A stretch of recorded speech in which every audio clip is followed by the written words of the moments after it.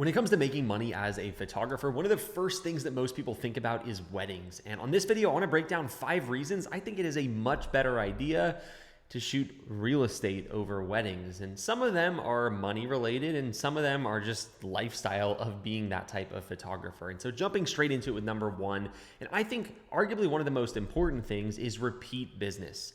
So when it comes to growing a business that's sustainable, one of the best types of businesses is a business that has repeat clients or reoccurring clients, meaning you get a client once and they continue to pay you again and again in the future. So with weddings, there's obviously not repeat business. Maybe you do like a pre-wedding shoot, an engagement shoot, and maybe you do some family photos after. But for the most part, the wedding photography is a one-time event.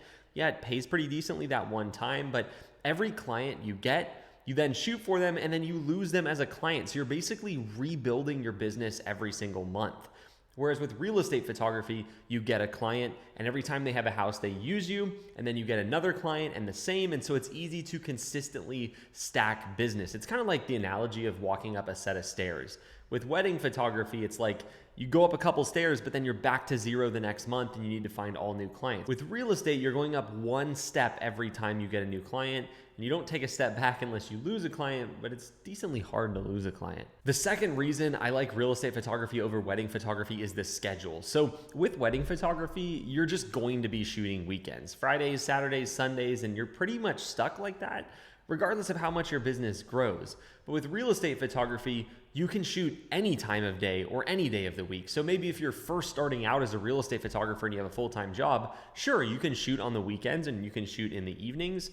But once you're able to grow your business and you quit your job, most people don't want to be shooting on the weekends, so they're able to switch their schedule to a more normal Monday through Friday schedule where the shoots are happening during business hours. And so that's a big advantage from my perspective, especially if you're going to be a photo business owner for a long time. It's going to get tiring working on the weekends and constantly having to be out doing things on days when most of the other people, you know, your friends and family, are enjoying some time off. Number 3 is the stress. And I think this goes without saying, but wedding photography is a fairly high stress industry. Not only are there moments of the wedding that you absolutely have to capture, but there are also no redos. So if you miss something, it's not you can just go back and reshoot it. With a house, obviously the house is still going to be there the next day, and sometimes it's a minor inconvenience, but you're actually able to go reshoot it. And so that's one of the reasons, but there's a lot of other reasons that cause stress, at least on the wedding photography side. I mean, it's a big day for people. There's a lot of people that have a lot of different opinions. You're working with brides, you're working with family,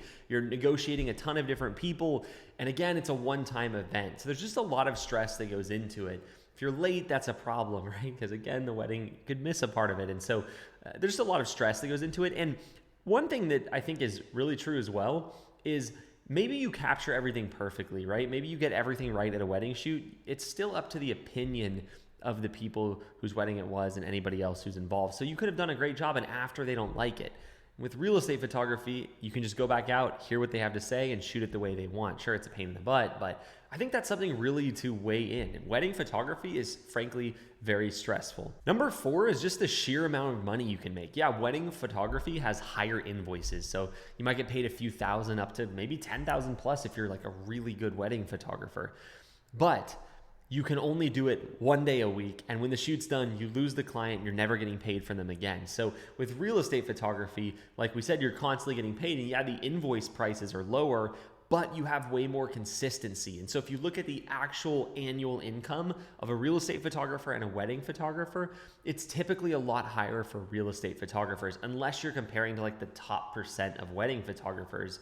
But the same could be said with real estate photographers who've been able to scale their business. And so from an earning power standpoint, I like real estate photography. Number 1, it's more consistent, so you kind of have an idea of what your income is going to be. For example, like if you shoot weddings and you have 3 weddings booked in a month, if one wedding cancels or something happens, that's a big, it's a third cut in your income. And there's a wedding season, there's an off season, and that off season can be really slow, if not no shoots. And so you just get a lot more lack of consistency when it comes to the earning power. But also just the sheer earning power is lower because you have so many slots. I mean, you're able to do 3, 4, 5, sometimes even more real estate photo shoots per day as a busy real estate photographer. And so if you're just looking at this from like how much money can I make standpoint, One of the biggest mistakes people make is they just compare a wedding photo shoot and a real estate photo shoot. What they don't see is that the wedding photo shoot takes many, many times longer. There's much more involved on the editing side time-wise, whereas the real estate shoot, you could do many real estate shoots during the same time as one wedding and still not even have all the editing or anything like that, because most real estate photographers, they outsource it, they deliver it the next morning. And it's just it's done, right? You're not waiting weeks and there's retouch. It's just a different process with real estate over weddings. Number 5, and I think the most important of them all, and there's a lot that goes into this one, but it's the scalability of real estate photography. Weddings, you just don't see this. Sure, there are a couple of larger wedding photography companies, but it is very rare to see a wedding photography company where the owner isn't actually shooting every wedding.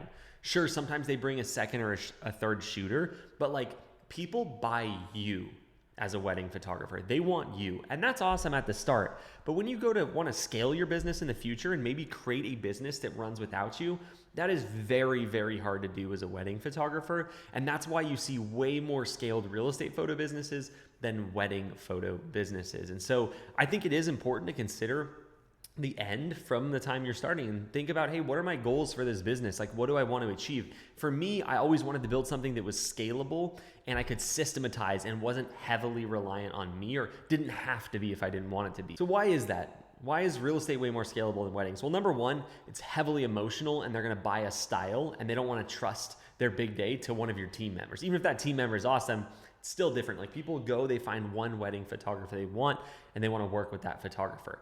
Number two, it's just technically more complex. There's a lot more skill that goes into shooting a wedding, which those photographers that shoot weddings, they're very skilled. When I'm starting a business, I don't want to start a business that has a ton of skill required. So that's the next reason. Number three is the equipment. There's just a lot more that goes into it. And this kind of goes along with the skills. Like, you need more camera gear, you need more ability to use it, and you have to have overall more competence when it comes to photography. And so for me, if I want to scale a business, if something's really hard to learn or harder to learn, it's harder to train and hire people for. So that's another reason. Another reason it's more scalable is the life cycle of a project is really short. So you book a real estate photo shoot a couple days out on average. You do the shoot, takes like an hour. You go home, you send the photos to your editor. The next morning you deliver them and the project's done. And so it's really easy. You don't have all these things outstanding. There's not a lot to manage. Just like, go do a shoot, deliver the shoot, go do a shoot. And so it's a very simple business. There's something I heard from Charlie Munger. He was talking about, he's Warren Buffett's partner at Berkshire Hathaway, and he was talking about one of the things that Warren Buffett and him most said when they were looking at deals. They passed on a lot of deals and they would just say too hard. And if arguably some of the best investors of all time will look at a business and say it's too hard, that also gives us permission as regular people to choose something because it is easier. I think that's a very smart thing to do. You know, there's two skills when it comes to building a business, at least big picture. There's picking what business you're going to build, and there's actually building it. And so this video is more about picking what business to build. And as I just mentioned, there are a lot of reasons that I think it is a much better idea, in my opinion, to start a real estate photo business over a wedding photo business. And the best thing is, these benefits help you when you're first starting, because it's easier to learn real estate, it's less expensive gear, so it's easier with real estate at the start. And as you scale, it's still easier with real estate because you get the advantages of a simple business, a less emotional business, one where you can actually hire and build a team. So those are my thoughts when it comes to wedding photography versus real estate, and why I think real estate photography is the best niche out there.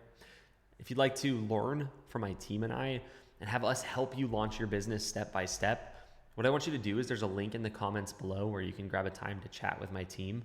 All we do, we have our photo business, Norman and Young, and a great team that runs that. All we do on this side at REPP is help other people build real estate photo businesses. So if you're just starting, talk with my team about what that would look like to launch your business. And if you already have a real estate photo business, we'd love to work with you to make it better and scale it. Maybe hire your first team member or scale yourself out of the business completely like I've done with my business. It's the same link below. Chat with my team, and I'll see you in the next video.